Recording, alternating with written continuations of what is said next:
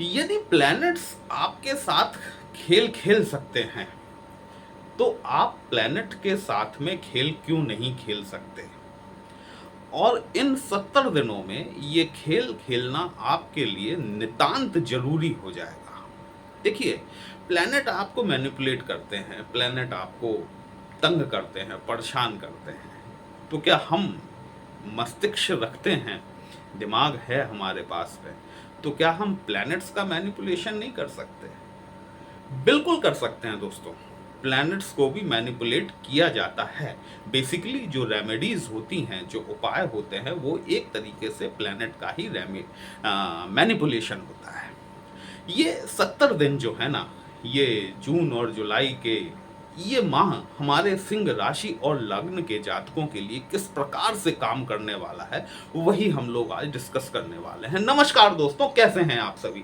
मैं आपका ज्योतिष मित्र श्लोक वर्मा आपके अपने चैनल में आपका हार्दिक स्वागत करता हूं, अभिनंदन करता हूं। साथ ही अपने बड़े भैया श्री हनुमान जी से करबद्ध निवेदन करता हूं कि अपने हनुमत कृपा परिवार के सभी सदस्यों को, नए जुड़ने वाले सभी सदस्यों को सुख समृद्धि प्रदान करें, उन्हें उनके कार्यों में आशातीत सफलता प्रदान करें। दोस्तों, ये जो मेरे पीछे आप 5 का लिखा हुआ अंक देख रहे हैं ना, ये इस बात को बताता है कि या तो आपकी राशि सिंह है या फिर आपकी लग्न सिंह है।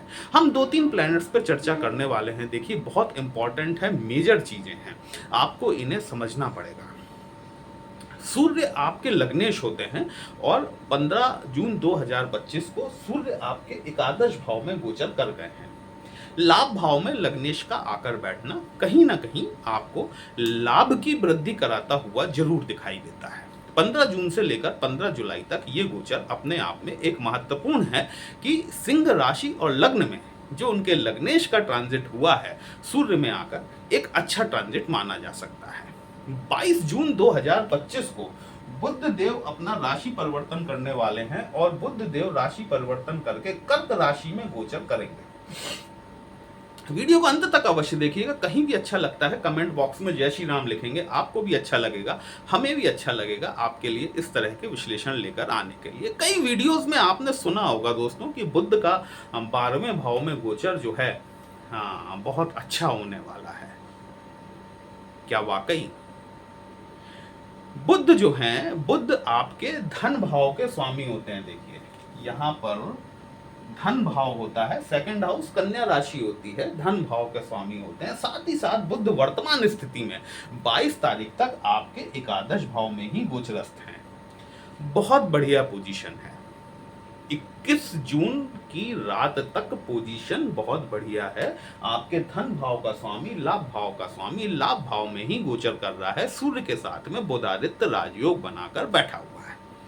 22 जून को बुध महाराज ट्रांजिट करेंगे और आपके 12वें भाव में गोचर करेंगे। 12वां भाव खर्चों का भाव है, अनावश्यक व्यय को दिखाने वाला भाव है।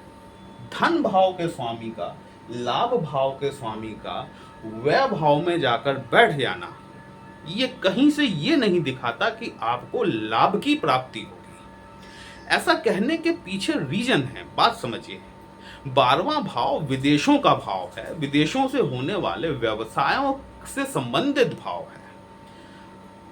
आप में से कितने लोग विदेशों से संबंधित व्यवसाय करते होंगे? 10,000 में एक। तो वो जातक जिनके लिए व्यवसाय उनका विदेशों से संबंधित है, उनके लिए तो यहां पर बुध लाभ की स्थितियां बना सकते हैं। लेकिन बाकी 9,999 जातकों का क्या होगा? उनके लिए ये बुध महाराज खर्चे बढ़ाने वाले हैं। अनएक्सपेक्टेड खर्चे बढ़ जाएंगे आप लोगों के। प्लैनेट को मैनिपुलेट करना सीखना होगा, समझिए बात को। 12वां भाव वैसे भी बुध अगर 12वें भाव में जाकर बैठा हुआ है ना, जिस किसी के भी नेटल चार्ट में 12वें भाव में बुध जाकर बैठा हुआ है, कमेंट बॉक्स में बताइएगा आपको नींद आती है प्रॉपर या नहीं आती। नींद नहीं आती होगी। 12वें भाव में बैठा हुआ बुध जो है वो इतने मानसिक क्लेश पैदा कर देता है, इतने टेंशन्स क्रिएट कर देता है कि जातक सो नहीं पाता रात में। और यही बुध आपके 12वें भाव में आकर बैठ रहा है, खर्चे बढ़ाएगा। इसकी मैनिपुलेशन कैसे करेंगे, इसकी रेमेडी कैसे करेंगे? खर्चा तो बढ़ना है, ये बात तो तय है। कोई इन्वेस्टमेंट कर दीजिए, कोई छोटा मोटा इन्वेस्टमेंट कर दीजिए। ये 70 दिन के लिए जो है ना, ये मैनिपुलेशन है। ये आपके पास से, आपकी सोर्स ऑफ इनकम में से यदि आप कुछ इन्वेस्टमेंट कर देते हैं, आप खर्च कर रहे हैं अपनी तरफ से, लेकिन वो खर्च कहाँ कर रहे हैं? इन्वेस्टमेंट में खर्च कर रहे हैं। अल्टीमेटली लॉन्ग टर्म में आपको बेनिफिट दे जाएगा, लेकिन शॉर्ट टर्म में तो आपके पॉकेट से वो पैसा खर्च हो गया।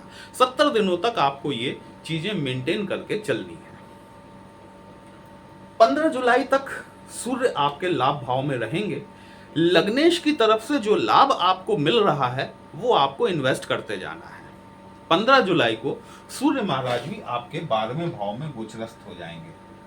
इस पे बाद में चर्चा करेंगे, इस माह चर्चा करने का कोई अर्थ है नहीं। दूसरा जो महत्वपूर्ण प्लैनेट है वो आपके शुक्र महाराज हैं। देखिए, भोग विलास ऐश्वर्य के स्वामी होते हैं आपके शुक्र देव, आपके 10वें भाव के स्वामी होते हैं, और साथ ही साथ आपके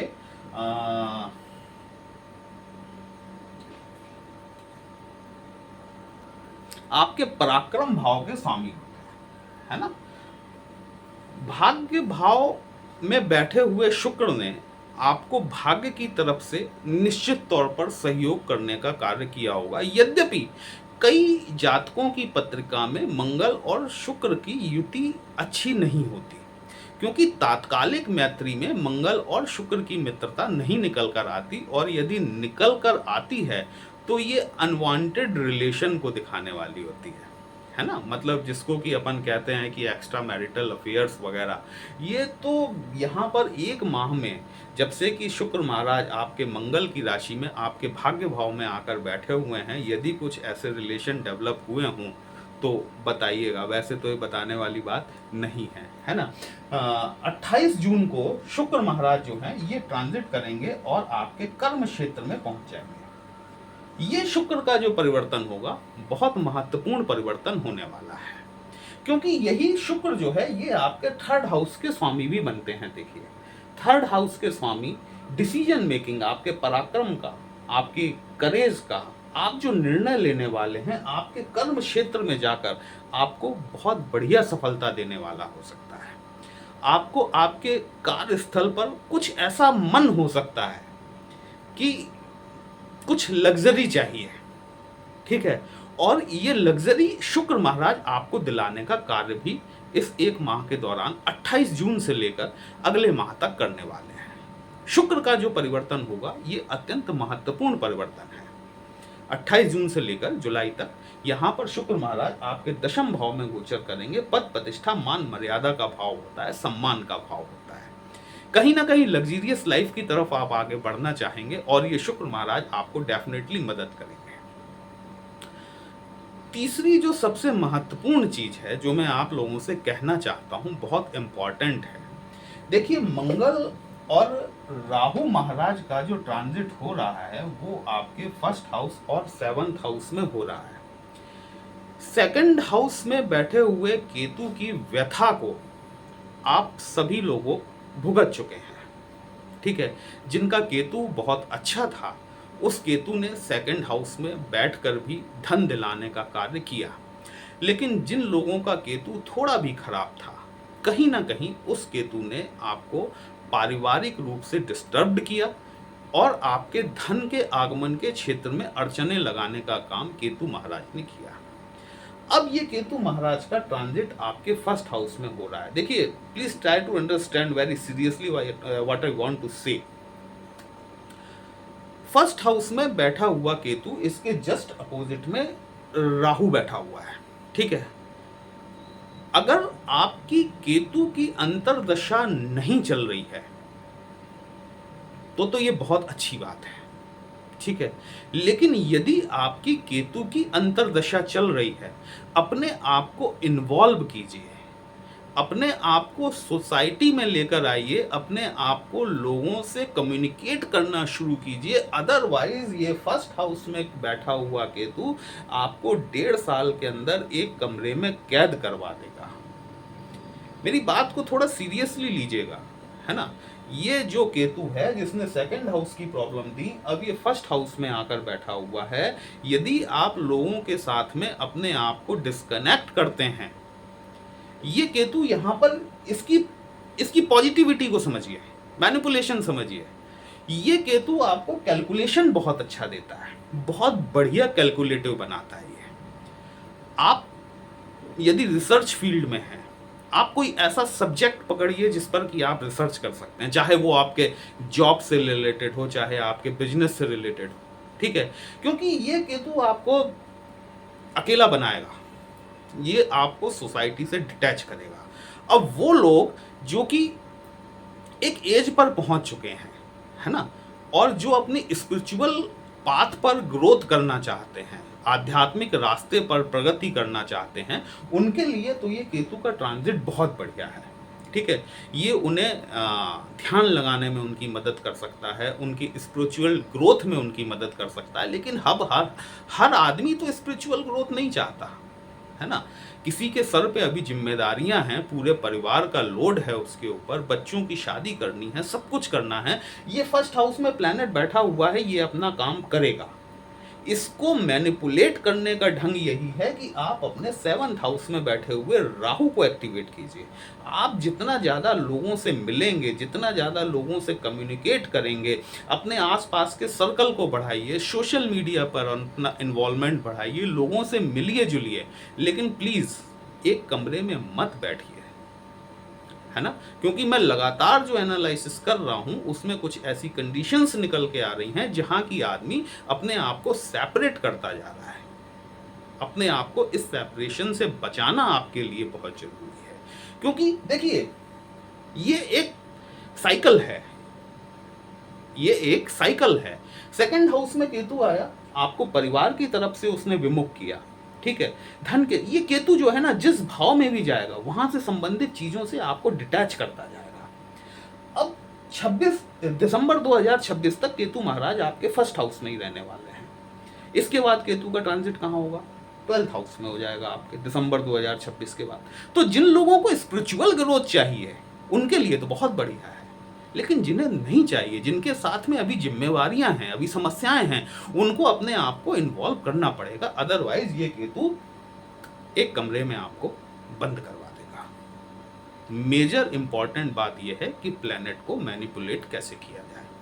इसका मैनिपुलेशन यही है कि आप इन्वॉल्व होइए, लोगों में मिलिए, लोगों से जुड़िए, लोगों से वार्तालाप कीजिए। आप अपने ऑफिस में भी अगर आप रहते हैं, आप देखेंगे कि पिछले कुछ दिनों से आपको अकेले रहने की आदत हो गई है। चेंज करिए इस आदत को। बुद्ध के लिए इन्वेस्टमेंट कीजिए, थोड़ा बहुत जितना आपका पॉकेट अलाउ करती है इन्वेस्टमेंट करें, खर्चा करें। प्लैनेट के हिसाब से वो खर्चा हो रहा है, भले आपको उसका दूरगामी परिणाम एक इन्वेस्टमेंट पर रिटर्न के तौर पर मिल जाए, है ना।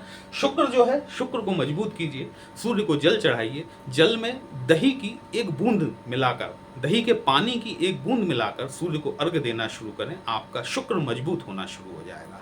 कई परिस्थितियों में क्या होता है ना कि सूर्य और शुक्र दोनों साथ बैठे होते हैं, हस्बैंड वाइफ बेचारे बहुत मोहब्बत होने के बावजूद भी साथ नहीं रह पाते। ऐसे लोगों को जिनका भी सूर्य और शुक्र साथ बैठे हुए हैं और शुक्र यदि अस्त पोजीशन में है, दही के पानी की एक बूंद यदि वो डालकर सूर्य को अर्घ देते हैं ना, धीमे धीमे उनके संबंध प्रगाढ़ होना शुरू हो जाएंगे और साथ रहने की ऐसी स्थितियों का निर्माण होगा जब वो हस्बैंड वाइफ दोनों लोग साथ रहना शुरू कर देंगे।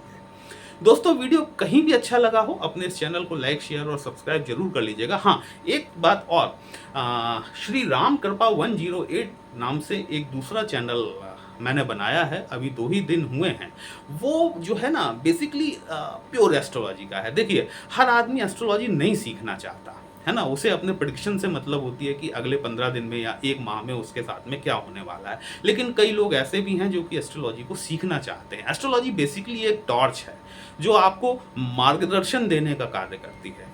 वो जो चैनल है उसका लिंक मैं यहाँ डाल दूंगा, वहाँ से आप जो है, यदि ये फ्री ऑफ कॉस्ट है, मैं अल्प ज्ञानी हूँ, छोटा सा जो मेरा ज्ञान है वो मैं समाज में देना चाहता हूँ।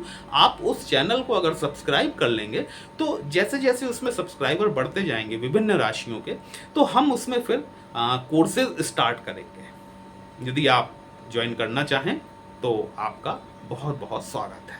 हमसे यदि पत्रिका का विश्लेषण कराना चाहते हैं, व्हाट्सएप नंबर थंबनेल में दिया गया है। पर्सनल कंसल्टेशन पेड होता है, एक छोटी सी फीस आपको पे करनी होती है। आपकी समस्या का उचित समाधान हमारे द्वारा करने का प्रयास जरूर किया जाता है। चलिए फिर मिलते हैं, तब तक के लिए जय श्री राम।